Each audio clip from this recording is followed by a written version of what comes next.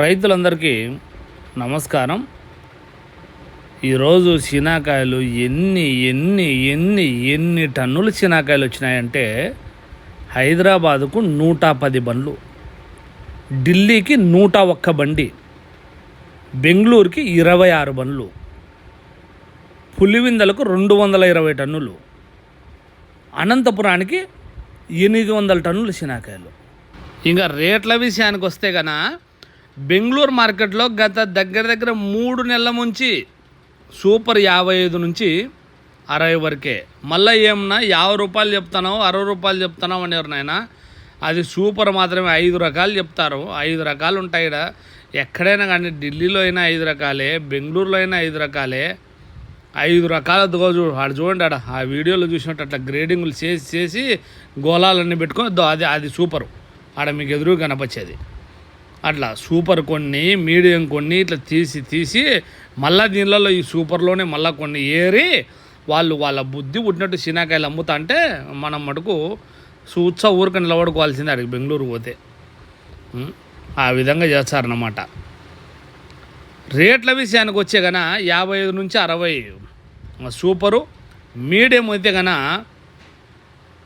40 నుంచి ఇంకా కాయలను క్వాలిటీని బట్టి 48 వరకు అమ్ముతున్నారు. చూడండి, 45 నుంచి 48 వరకు ఎక్కువ భాగం అమ్ముతున్నారు.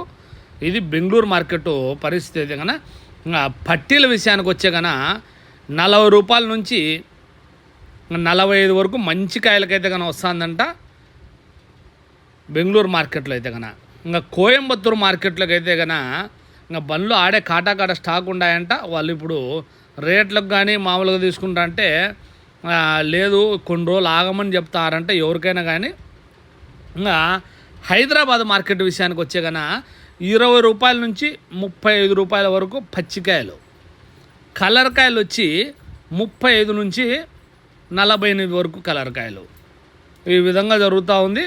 ఇంకా ఢిల్లీ మార్కెట్లో అయితే కన్నా పచ్చికాయలు అయితే కన్నా 27 నుంచి 30 మధ్యలో పచ్చికాయలు రేట్, అదే 4వ నెంబరు. ఇంకా కలర్ కాయలు వచ్చే కన్నా 40 రూపాయల నుంచి 42 రూపాయల వరకు. ఈ విధంగా జరుగుతూ ఉంది ఢిల్లీ మార్కెట్ అయినా కూడా. ఇంకా ఏ మార్కెట్?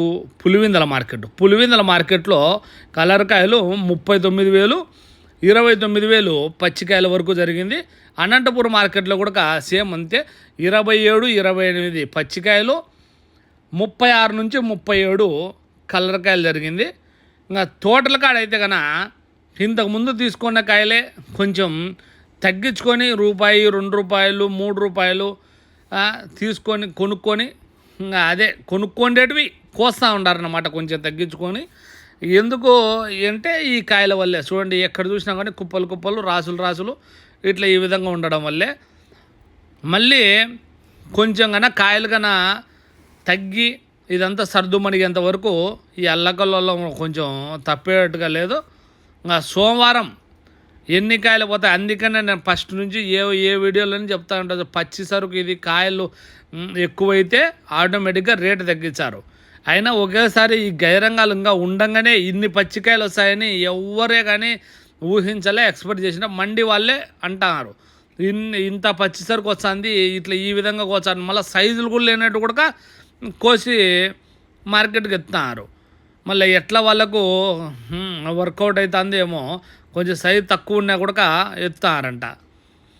సరే, ఏది ఏమైనా కూడా మళ్ళీ సోమవారం మార్కెట్ కొంచెం రైజ్ కావాలని మనస్ఫూర్తిగా కోరుకుంటూ, ప్లీజ్ సబ్స్క్రైబ్ చేయండి, షేర్ చేయండి, లైక్ చేయండి. మీ ఊర్లో తగ్గిందని బాధపడకండి, కామెంట్లు పెట్టండి. తగ్గినా పెరిగినా ఇది ఆటుపోట్లు అనేది సహజం. ఖచ్చితంగా అంటే రైతుకు ఇన్ఫర్మేషన్ తెలిసేందుకు ప్లీజ్ కామెంట్ చేయండి. అందరూ కామెంట్ చేయండి. Bye friends.